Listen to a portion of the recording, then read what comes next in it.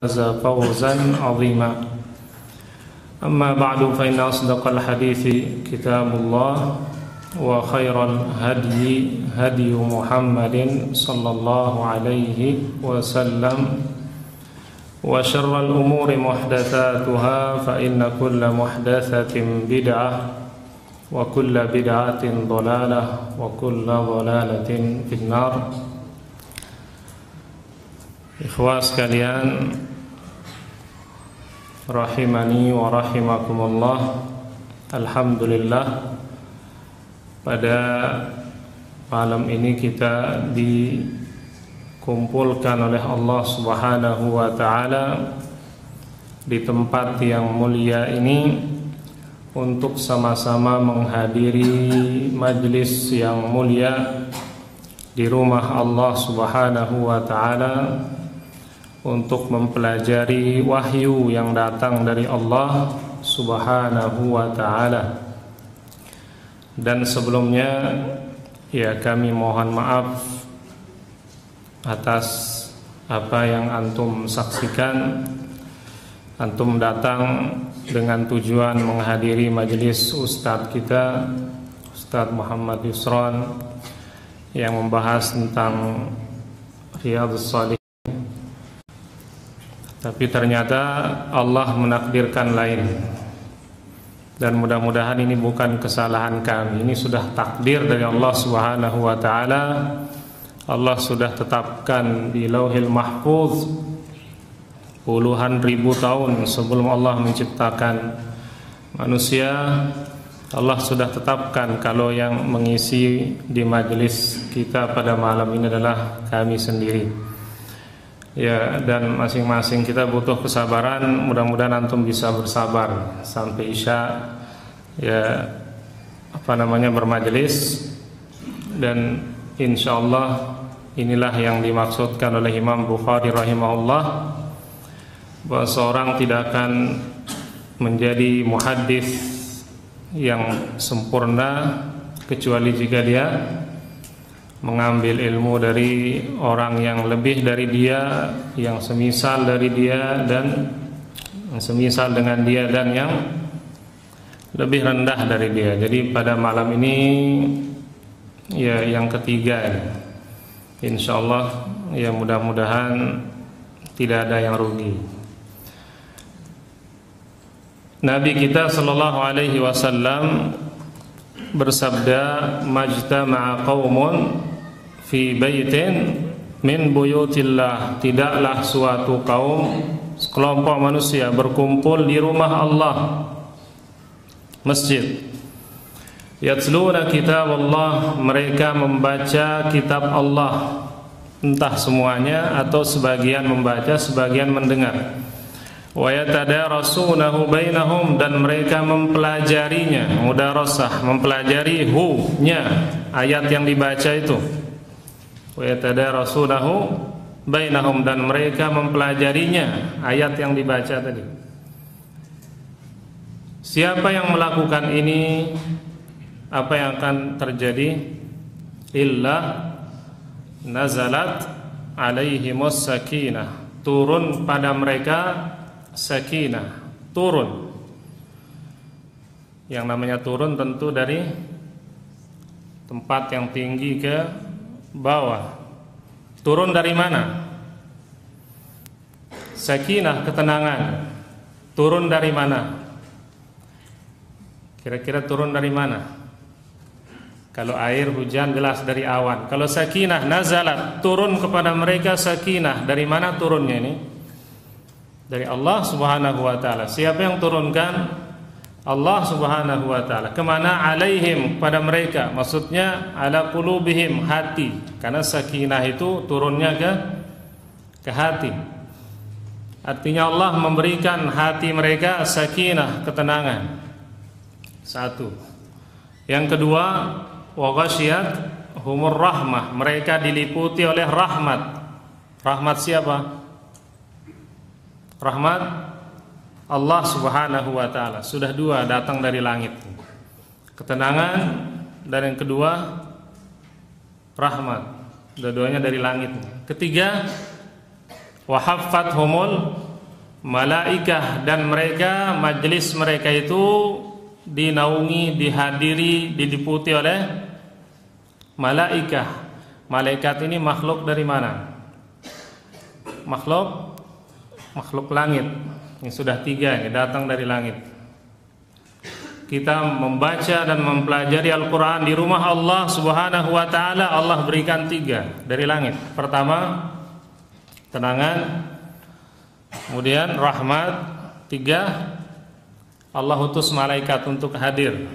Makanya mudah-mudahan kita rasakan betul setiap majelis ilmu yang kita hadiri, rasakan ada malaikat di sana. Jangan sampai ada majelis kita sambil browsing ada malaikat di samping, lihat. Jadi 3. Yang keempat, wa dzakarahumullahu fiman indah. Allah menyebut mereka di mana? Fiman indah, di hadapan makhluk yang ada dekat dengan Allah. Siapa itu? Malaikat. Jadi orang yang menghadiri majelis ilmu, yang mempelajari Al-Quran, Allah berikan mereka 4 keutamaan. 3 dari langit turun kepada mereka di bumi, 1 dari bumi yang terjadi di langit. Yang turun dari langit sakinah, tenangan, rahmat dari Allah, kemudian malaikat. Kemudian yang keempat, dari bumi ke langit, apa yang naik? Nama kita. Allah sebut kita di majelis yang lebih mulia karena kita menyebut Allah di sini, mengingat Allah di sini, maka Allah menyebut kita di majelis yang lebih mulia dari ini, di hadapan para malaikatnya di atas langit. Wa dzakarahumullahu fiman indah. Dan Allah jika menyebut hambanya, maka maksudnya adalah sebutan yang mengandung pujian. Jadi absennya bukan di sini, absennya di langit sana. Allah Ta'ala menyebut mereka, mengingat mereka. Fazkuruni azkurkum, ingatlah aku, sebutlah aku akan ingat kalian, aku akan sebut kalian. Ini keutamaan pelajari ayat-ayat Allah Subhanahu wa ta'ala. Oleh karenanya pada kesempatan malam ini pembahasan kita kita angkat dari ayat Allah Subhanahu wa ta'ala, dan insyaallah pembahasan kita tidak panjang. Kalau di pertemuan sebelum At-Taubah, ya ayyuhalladzina amanu taqullaha wa kunu ma'as sadiqin. Ya ayyuhalladzina amanu ittaqullaha wa kunu ma'as sadiqin. Wahai orang-orang yang beriman, bertakwalah kepada Allah dan hendaknya kalian bersama orang-orang yang tulus. Kajian kita pada malam ini berangkat dari ayat yang mulia. Ya ayyuhalladzina amanu taqullaha wa kunu ma'as sadiqin. Dalam ayat ini Allah Subhanahu wa ta'ala memerintahkan orang beriman 2 hal. Pertama, perintah takwa. Kedua, perintah untuk bersama orang-orang, senantiasa bersama orang-orang yang tulus. Seringkali jemaah sekalian, Allah Subhanahu wa ta'ala ketika memerintahkan sesuatu kepada hambanya, Allah ta'ala terlebih dahulu memerintahkan hamba tersebut untuk bertakwa. Ya ayyuhalladzina amanu taqullaha wa qulu qawlan sadida. Ketika Allah menyuruh manusia untuk berkata yang benar, qulu qawlan sadida, terlebih dahulu mereka diperintah untuk bertakwa. Ittaqullah, bertakwalah kepada Allah, wa qulu qawlan sadida, ucapkan perkataan yang benar.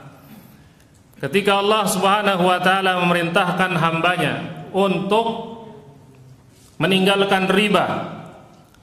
Ya ayyuhalladzina amanu taqullaha wa dharu ma baqiya minar riba. Wahai orang-orang yang beriman, bertakwalah kepada Allah dan tinggalkan apa yang tersisa dari riba. Ketika Allah Subhanahu wa taala memerintahkan hambanya untuk mempersiapkan kehidupan akhirat, ya ayyuhalladzina amanu taqullaha wal tanzur nafsum ma qaddamat lighad. Dan ketika Allah Subhanahu wa taala memerintahkan hambanya untuk istiqamah, mati dalam keadaan Islam, Allah berfirman, ya ayyuhalladzina amanu taqullaha haqqa tuqatih wa la tamutunna illa wa antum muslimun. Dan di sini ketika Allah memerintahkan kita jangan mati kecuali dalam keadaan muslim, diperintahkan bukan sekedar takwa, ittaqullah haqqa tuqatih, dengan sebenar-benar takwa, karena mati dalam keadaan muslim itu berat. Istiqomah sampai mati berat. Yang mampu melakukan itu hanya orang yang bertakwa dengan haqqa tuqatih, dengan sebenar-benar takwa. Makanya salaf sangat takut ini. Sampai Sufyan ats-Tsauri rahimahullah pernah mengatakan, akhafu an uslabal imana indal maut. Aku takut imanku dicabut ketika aku akan mati. Jadi berat. Makanya Allah Ta'ala merintah kita, ketika merintahkan istiqamah sampai mati, ditambah takwanya, ittaqullah haqqa tuqatih. Dan di ayat kita yang kita bahas pada malam ini, ketika Allah memerintahkan hambanya, orang beriman, untuk bersama orang tulus, shadiqin, mereka terlebih dahulu diperintahkan untuk bertakwa. Dari sini jemaah sekalian kita pahami bahwa takwa adalah sumber segala kebaikan, bahwa segala yang Allah perintahkan kepada kita harus bersumber dari ketakwaan. Innama yataqabbalullahu minal muttaqin. Allah hanya menerima amalan hambanya dari orang yang bertakwa. Dan dengan takwa jemaah sekalian, perintah Allah akan mudah dilaksanakan. Kalau atas dasar takwa, perintah akan mudah dilaksanakan, taufik akan diberikan oleh Allah Subhanahu wa ta'ala. Ini sedikit tentang takwa. Dan takwa ini dalam segala hal tidak boleh kita tinggalkan. Makanya takwa diibaratkan seperti apa? Pakaian. Walibasut taqwa dzalika khair. Dan pakaian takwa itu lebih baik. Jadi pakaian yang kita pakai. Ada orang pergi ke masjid tidak berpakaian, tidak pakai celana atau pakaian, tentu tidak ada. Pakaian selalu melekat dalam tubuh kita. Kapan kita melepas pakaiannya? Ya, ketika kita berada di tempat yang tidak ada seorang pun melihat kita. Di mana biasanya? Di kamar mandi. Nah, sekarang pakaian takwa bisa dilepas? Bisa. Di mana bisa dilepas pakaian takwa ini? Di mana? Di tempat yang tidak bisa dilihat oleh Allah. Di mana itu? Ada? Tidak ada. Jelas ini. Jadi takwa ini diibaratkan pakaian. Jadi kemanapun kita pergi melangkah harus takwa. Sampai di dalam WC, lepas pakaian tubuh ini, tapi pakaian takwa harus tetap dipakai. Kenapa? Karena dimanapun kita berada, Allah Subhanahu wa ta'ala selalu melihat kita. Kemudian di sini wakunu ma'as shadiqin, dan hendaknya kalian bersama orang-orang yang shadiqin. Apa maksudnya di sini bersama? Tentunya banyak penafsiran ulama kita tentang hal ini, ada beberapa, tapi kita mau singgung, ingin kaitkan dengan kisah dua orang nabi yang mulia, yang diceritakan oleh Allah Subhanahu wa taala dalam Al-Qur'an. Yang pertama Nabi Musa alaihi salam. Nabi Musa alaihi salam. Sebelumnya bersama kita sekarang yang hadir di masjid ini, bisa dikatakan ini semua kita bersama? Kita bersama ya. Ma'an. Tapi sekarang kita mau lihat apa yang Allah ceritakan dalam Al-Quran. Dalam surah Asy-Syu'ara, Allah Subhanahu wa ta'ala mengisahkan tentang hijrahnya Nabi Musa alaihi salam.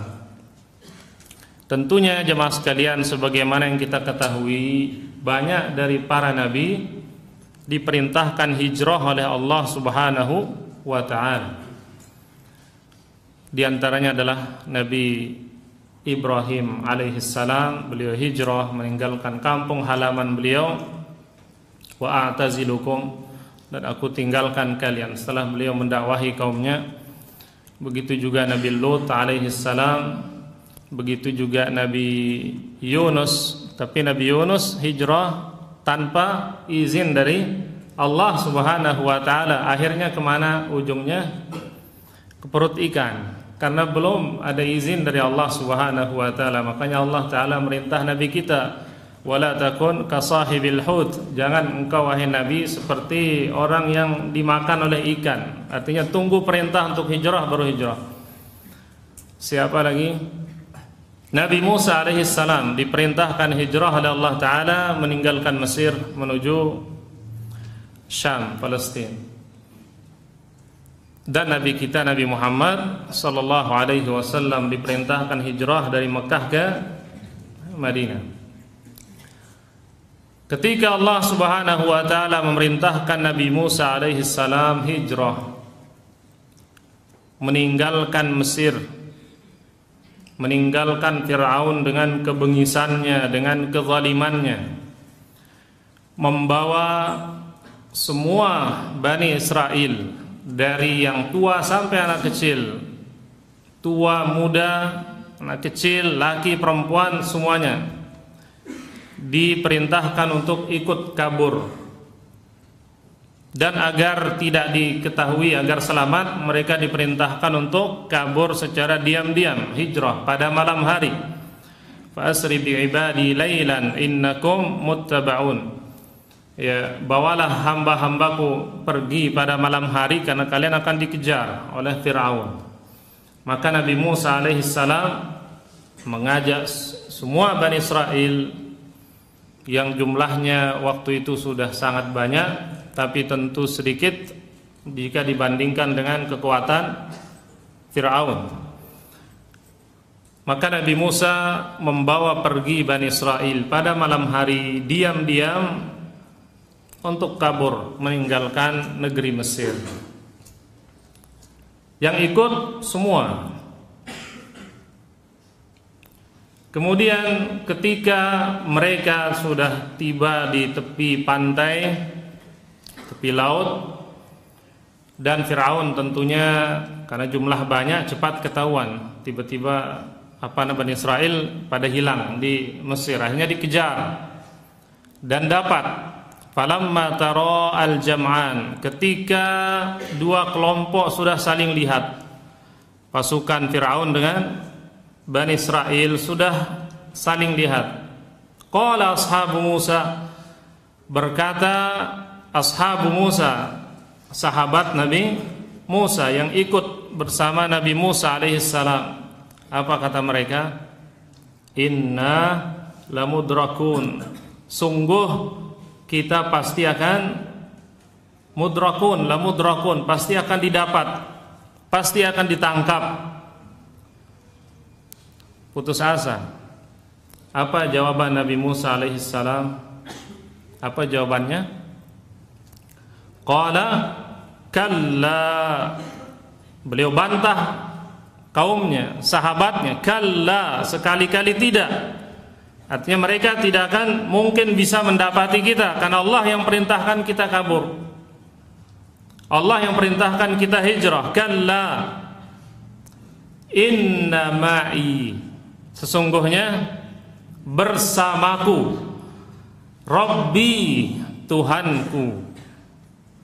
Sesungguhnya Tuhanku bersamaku. Kenapa Nabi Musa mengatakan yang seperti ini? Sungguhnya Tuhanku ma'i, bersamaku. Kenapa beliau tidak mengatakan sungguhnya Allah bersama kita? Beliau kan tidak sendirian. Beliau katakan apa? Inna ma'iya Rabbi, sungguhnya bersamaku Tuhanku. Kenapa beliau mengatakan ini seolah-olah beliau sedang sendirian?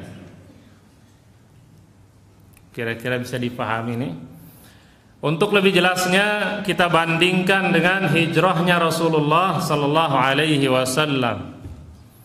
Beliau hijrah hanya berdua dengan Abu Bakar As-Siddiq radhiyallahu anhu, juga pada malam hari karena dicari oleh orang kafir Quraisy untuk dibunuh. Pada malam hari juga, kemudian beliau sembunyi di gua Gunung Saur, bukit. Kemudian juga sudah berhadapan Nabi dalam gua, yang mencari beliau sudah di luar, sudah berhadapan tapi enggak kelihatan. Sampai Abu Bakar As-Siddiq radhiyallahu taala anhu menceritakan keadaan waktu itu, "Lau anna ahadahum nadhara tahta qadamaihi la absarana." Seandainya salah seorang dari mereka menunduk melihat kaki mereka, pasti kita akan kelihatan. Pasti mereka akan melihat kita. Udah dekat. Lebih dekat dari jarak Fir'aun dengan Bani Israel. Bani Israel jumlahnya banyak, Rasulullah SAW hanya berdua. Lebih dekat lagi. Apa kemudian kata Rasulullah SAW, Allah Subhanahu Wa Taala kisahkan dalam Al-Quran, La tahzan, innallaha, sungguhnya Allah, ma'i atau ma'ana, ma'ana, bersama kita, kita bersama saya dan bersama antum, Abu Bakar. Tadi Nabi Musa bilang apa? Inna ma'iya Rabbi, sungguhnya Rabbku bersamaku. Beliau tidak mengatakan inna ma'ana Rabbuna, sungguhnya bersama kita Rabb kita. Tapi Nabi kita kepada Abu Bakar bilang apa? Innallaha ma'ana. Kira-kira bedanya apa ini? Padahal sama-sama bersama. Bani Israel mengikuti Nabi Musa untuk hijrah, sebagaimana Abu Bakar mengikuti Nabi Muhammad SAW, sama-sama hijrah. Bedanya apa kira-kira ini? Nah, dari sini ikhwas sekalian, bahwa ternyata kebersamaan jasad, kebersamaan tubuh belum cukup menjadikan seseorang dikatakan dia betul-betul bersama. Kalau hanya kebersamaan jasad saja, kebersamaan zahir, kebersamaan lahir yang nampak, tidak disertai dengan kebersamaan batin, kebersamaan akidah, kebersamaan tujuan, tidak bisa dikatakan bersama. Kira-kira sampai di sini bisa nyambung sedikit. Buktinya, ketika Bani Israel selamat, ditolong oleh Allah Subhanahu wa Ta'ala, berhasil nyebrang lautan dan Firaun tenggelam, mereka malah meminta kepada Nabi Musa apa? Ij'al lana ilahan, wahai Musa, buatkan kita Tuhan. Kidahnya masih lain, masih lemah. Ketika Nabi Musa memerintahkan mereka untuk perang, ya qaumi dukhulul ardal muqaddasata allati kataballahu lakum, wahai kaumku, masuklah ke negeri yang mulia. Kemana? Syam, Palestina. Ketika Allah Subhanahu wa Ta'ala memerintahkan mereka memerangi penduduk Palestina yang waktu itu adalah wathaniyin, penyembah berhala, orang musyrikun. Sementara Ardal Muqaddasah, negeri yang mulia seperti Palestina, tidak layak dikuasai oleh orang yang tidak beriman kepada Allah Subhanahu wa taala. Dan ini jemaah sekalian, syariat Allah Subhanahu wa taala tidak ingin tempat-tempat yang mulia dikuasai oleh orang musyrik. Maka lil musyrikin ay ya'muru masajid Allah. Orang musyrik tidak berhak, tidak layak memakmurkan masjid-masjid Allah. Makanya Nabi kita Nabi Muhammad SAW diperintahkan untuk memerangi orang musyrik, memerangi kufar Quraisy karena mereka menguasai Masjidil Haram, tempat yang mulia. Dan begitu juga Allah Subhanahu wa taala memerintahkan Nabi Musa untuk mengajak Bani Israel memerangi penduduk Palestina waktu itu yang musyrik, karena Palestina di sana ada Masjidil Aqsa, masjid yang mulia, kiblat kaum muslimin dahulu. Dan ini jemaah sekalian berlaku sampai akhir zaman.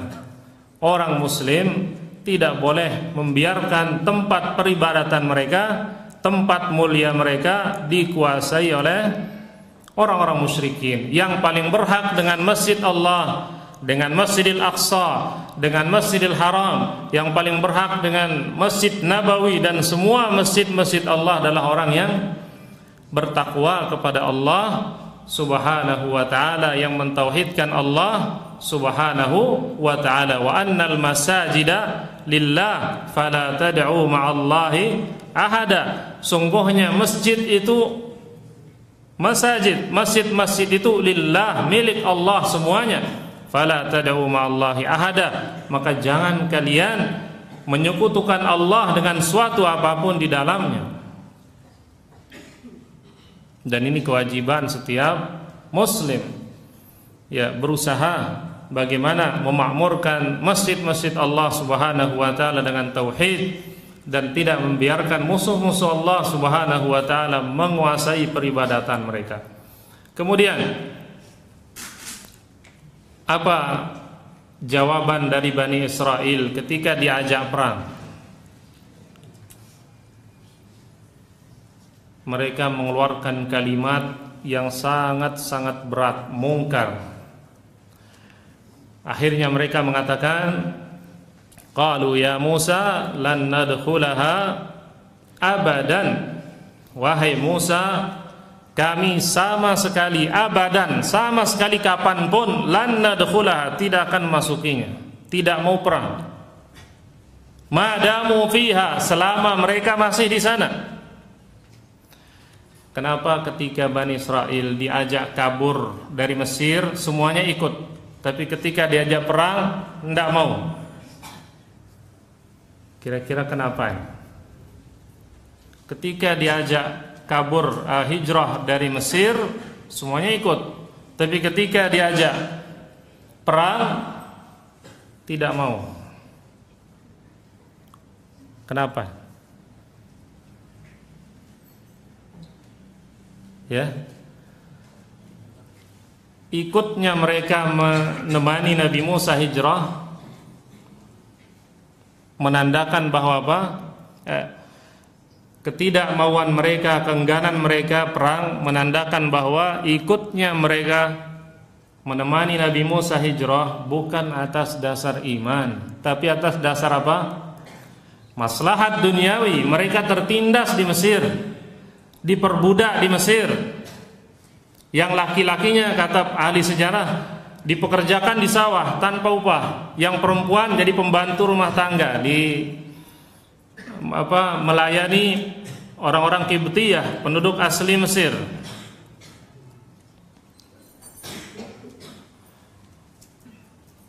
Yang tinggal di Mesir penduduk aslinya apa namanya? Suku apa? Al-Qibt, ya, Al-Qibtu. Makanya mereka menamakan kesukuannya menjadi nama negara mereka. Bahasa Inggrisnya Mesir apa? Egypt itu dari Qibt sebenarnya, Qibti. Dan ketika itu ada Bani Israel tentunya, karena mengulang kalau kita Ingat lebih jauh, kenapa Bani Israel berada di Mesir? Berawal dari kisah Nabi Yusuf alaihissalam yang memindahkan keluarga beliau untuk saudara-saudara beliau juga untuk tinggal di Mesir dan dimuliakan di Mesir sampai beliau meninggal dunia. Dan Bani Israel artinya keturunan Nabi Yakub menjadi banyak yang pada akhirnya dizalimi dan seterusnya, sampai Allah mengutus Nabi Musa alaihissalam untuk mendakwahi Fir'aun dan agar mereka berhenti menzalimi Bani Israel. Tapi Fir'aun tidak mau mendengar. Akhirnya Allah perintahkan untuk tinggalkan Mesir dan dikejar oleh Fir'aun. Jadi Bani Israel ikut ajakan Nabi Musa karena apa? Kemaslahatan duniawi. Karena mereka terzalimi, terjajah, mereka ikut, bahkan semua ikut. Tapi ketika diperintahkan untuk perang, untuk jihad, tidak mau. Dan inilah jemaah sekalian sya'an al-munafiqin, du'afaul iman. Beginilah sifatnya orang-orang munafikin, orang-orang yang lemah iman. Ya'budullah ala harf, mereka menyembah Allah ala harf, di tepi, entah di tengah, di tepi, pinggir-pinggir, sambil melihat. Fa in asabahu khairun, jika dia dapat kebaikan, itma'anna bih, dia tenang, nyaman, dia tetap seperti istiqomah, lanjut. Wa in asabathu fitnah, tapi jika dia ditimpa fitnah, apa yang dia lakukan? Inqalaba ala wajhi, dia lari. Khasirat dunya wal akhirah, dia rugi dunia akhirat. Dzalika huwal khusranul mubin, dan itulah kerugian yang nyata. Bani Israel ketika diajak melakukan sesuatu yang menguntungkan duniawi mereka, rame-rame ikut. Tapi ketika diajak jihad, berjuang, mereka malah tidak mau ikut, bahkan mengatakan kami sama sekali tidak mau masuk. Madamu fiha, selama mereka masih di dalamnya, fadhhab anta wa rabbuka faqatila, wahai Musa, pergi sana bersama Rabbmu dan peranglah berdua. Inna, kami, hahuna, di sini, qaidun, duduk. Oh, berarti dari kemarin, dari dulu tidak bersama ternyata.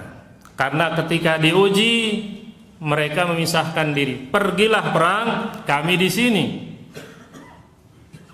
Ini memperjelas kenapa Nabi Musa mengatakan di awal, inna ma'iyya rabbi sayahdin. Jadi jemaah sekalian, maksud dari semua ini kita ingin katakan bahwa kebersamaan yang sesungguhnya bukan hanya kebersamaan lahir saja, bukan hanya kebersamaan zahir saja, bukan kebersamaan rame-rame banyak-banyak saja, tapi kebersamaan yang diperintahkan oleh Allah Subhanahu wa taala, wa kunu ma'as shadiqin, dan hendaknya kalian bersama orang-orang yang tulus. Maksudnya kebersamaan yang sesungguhnya, kebersamaan lahir dan kebersamaan batin. Kebersamaan lahir dan kebersamaan batin. Kalau mau dikurangi, minimal kalau tidak bisa kebersamaan lahir, minimal kebersamaan batin. Ada orang yang hadir di masjid bersama kita, tapi sebenarnya dia tidak bersama kita karena batinnya di tempat lain.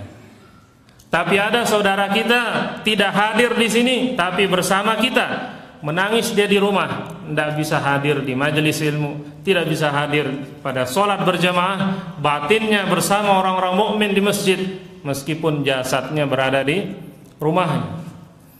Ini minimal kalau kita tidak bisa bersama orang-orang yang tulus dengan lahir dan dengan lahir kita, maka minimal dengan batin kita. Saudara kita di berbagai penjuru dunia, di Palestina, di Suriah, di Yaman, dimanapun mereka berada, mungkin lahir kita tidak bersama mereka, tapi minimal hati kita bersama mereka. doa-doa kita bersama mereka, perasaan yang kita rasakan seperti yang mereka rasakan. Itulah diantara makna wa kunu ma'as shadiqin. Dan hendaknya kalian bersama-sama dengan orang yang shadiqin, orang yang tulus. Kemudian ikhwas sekalian, kebersamaan dengan orang-orang yang tulus ini merupakan penyebab keselamatan. Penyebab keselamatan. Beriman saja, kalau kita tidak menggabungkan diri kita dengan orang-orang yang tulus, tidak bisa menjamin keselamatan bagi kita. Betapa banyak orang-orang yang bertaubat, orang-orang yang berazam untuk istiqamah, tapi karena dia tidak menggabungkan dirinya lahir dan batinnya bersama orang-orang yang tulus, dia pun menjadi luntur dan kembali ke keadaannya sebelumnya. Istilahnya orang back to nature, ya, kembali ke asalnya, awal. Dan ini yang diisyaratkan oleh Allah Subhanahu wa taala dalam Al-Qur'an ketika menceritakan tentang kisah Nabi Nuh alaihi salam. Kita ketahui bahwa di zaman Nabi Nuh alaihi salam yang selamat, manusia yang selamat pada zaman itu adalah yang beriman dengan Nabi Nuh atau yang beriman bersama Nabi Nuh. Kalau dia seandainya beriman dengan Nabi Nuh, bahwa Nabi Nuh Rasul utusan Allah, tapi dia tidak mau bersama Nabi Nuh naik perahu, gimana kira-kira? Tenggelam atau tidak? Allah Subhanahu wa taala isyaratkan dalam Al-Qur'an surah Hud, wa ma amana bihi atau ma'ahu. Wa ma amana ma'ahu illa qalil. Dan tidaklah beriman bersama beliau, bersamanya. Biasanya kan kalau beriman amana bihi, dengannya. Tapi di sini wa ma amana ma'ahu, dan tidaklah beriman bersama beliau, bersama Nabi Nuh illa qalil, kecuali sedikit. Dan penting kita ketahui bahwa sekalian lafaz Al-Quran semuanya memiliki makna dan maksud. Kenapa Allah SWT menyebutkan ini? Tidak begini, biasanya begini, tapi di sini disebutkan seperti ini. Itu butuh penggalian, butuh dirasa. Disinilah pentingnya kita belajar bahasa Arab. Jadi ini ikhwas sekalian, sekali lagi mengingatkan bagaimana pentingnya kebersamaan membantu kita untuk istiqamah, tetap berada di atas jalan yang lurus sampai kita diwafatkan oleh Allah Subhanahu wa ta'ala. Dan seperti yang kita katakan tadi, kebersamaan zahir tidak menjamin adanya kebersamaan batin. Tapi meskipun demikian, kebersamaan zahir ini bisa membantu kita untuk menyatukan batin kita. Maka dari sinilah kemudian kita diperintahkan untuk selalu bergaul bersama dengan orang-orang yang soleh. Meskipun kesolehan kita masih belum setara dengan kesolehan dia, tapi dengan kebersamaan yang terus-menerus, kebersamaan jasad, diharapkan akan melahirkan kebersamaan batin, kebersamaan tekad, kebersamaan fikrah, kebersamaan akidah, kebersamaan ibadah, dan seterusnya. Inilah ikhwas sekalian makna luas dari firman Allah Subhanahu wa ta'ala, ya ayyuhalladzina amanu taqullah, wahai orang-orang yang beriman, bertakwalah kepada Allah, wa kunu ma'as sadiqin, dan hendaknya kalian bersama orang-orang yang shadiqin. Dan di sini Allah Subhanahu wa taala menyatakan shadiqin, bukan mukminin, ya, karena siyak atau konteks ayatnya ya tentang sahabat 3 orang yang tidak ikut perang, ikut pergi menemani Rasulullah sallallahu alaihi wasallam untuk pergi ke Tabuk, ya, guna memerangi orang-orang Romawi waktu itu, ya, sehingga ketika itu Nabi sallallahu alaihi wasallam mengajak para sahabat, orang-orang beriman, orang-orang muslim untuk ikut bersama beliau, tapi ternyata tidak semua orang yang mengaku diri beriman menjawab panggilan Rasulullah sallallahu alaihi wasallam, tapi yang menjawab panggilan Nabi adalah orang-orang yang tulus dalam pengakuan keimanannya. Makanya di sini dikhususkan wa kunu ma'as shadiqin. Adapun orang-orang yang hanya mengaku tapi ternyata tidak jujur dalam keimanannya, itulah kemudian orang-orang munafikin yang tersingkap rahasia dan aib mereka, ya, dalam peristiwa perang Tabuk, dan disebutkan oleh Allah Subhanahu wa taala dalam surah At-Taubah ini, sehingga surah At-Taubah juga dinamakan dengan surah Al-Fuduh, surah yang menyingkap selimut orang-orang munafikin, ya, menyingkap, ya, kedok orang-orang munafikin. Maka ikhwas sekalian, dengan ayat ini, ya, kita ingin meningkatkan kualitas kebersamaan kita dengan orang-orang yang tulus, bukan hanya sebatas kebersamaan yang sifatnya apa yang kami sampaikan ini bermanfaat bagi pribadi kami dan ikhwas sekalian. Kurang lebihnya kami mohon maaf yang sebesar-besarnya. Wallahu ta'ala a'la wa alam. Subhanakallahumma bihamdika asyhadu an la ilaha illa anta astaghfiruka wa atubu ilaik. Assalamualaikum warahmatullahi wabarakatuh.